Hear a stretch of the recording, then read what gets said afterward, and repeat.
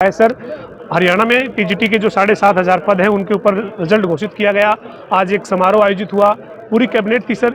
आप कैसे देखते हैं जो आप भर्ती कर रहे हैं, इसका क्या कोई चुनावी मतलब निकाला जाए? नहीं, पहले तो मैं उन सब बच्चों को बधाई देता हूँ, बहुत बहुत शुभकामनाएं।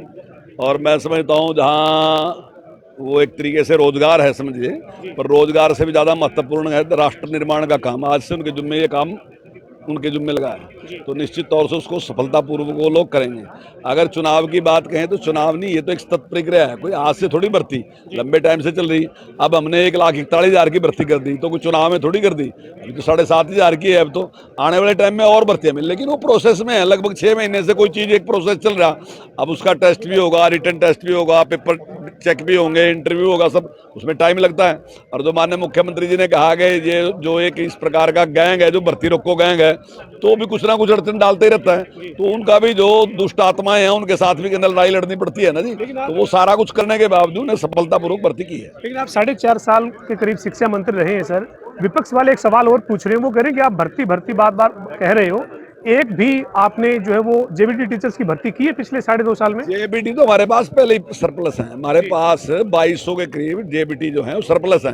भर्ती की जरूरत थी टीजीटी की, वो टीजीटी की हमने भर्ती की है। पीजीटी की हमारे पास जरूरत थी, पीजीटी की हम भर्ती कर रहे हैं। तो जो चीज सरप्लस है उसको उनसे पूछ के उसको भर्ती कर दें। तो जो चीज हमारे पास पहले ही सरप्लस है तो उसमें भर्ती की जरूरत नहीं है। हमारे पास टीजीटी और पीजीटी की जरूरत है। एक और मुख्यमंत्री जी ने कहा कि एक शोले फिल्म का डायलॉग है कि सो जा बच्चे नहीं तो गब्बर आ जाएगा। मेरी जो नए चयनित युवा हैं उनसे भी अपील है कि जागरूक रहें, वरना तो वो आ जाएंगे जो आजकल प्रदेश में घूम रहे हैं। बिल्कुल बिल्कुल, क्या डर है? बिल्कुल बिल्कुल सरकार को डर है? बिल्कुल नहीं, सरकार को डर नहीं है। हम जनता को जागरूक कर रहे हैं कि कुछ लोग जो है इस प्रकार की गलतफहमियां पैदा करके और झूठ बोल के और बहका के, जिस प्रकार से उन्हें लोकसभा में बिगाड़ने का काम किया, तो बहका के लोगों को गुमराह करना चाहते हैं।